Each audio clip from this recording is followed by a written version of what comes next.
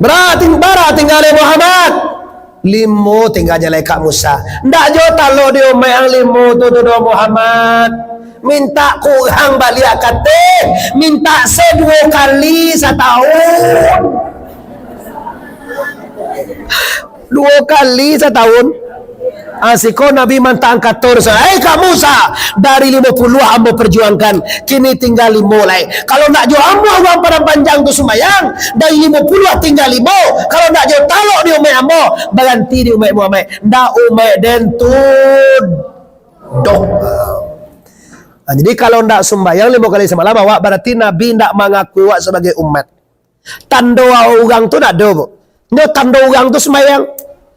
Kalau ndak orang tak do sembahyang depan cali ada wak Jawi pernah sembahyang. Kabau dia do sembahyang. Sabanya ndak orang dah pak, nan orang nampak sembahyang.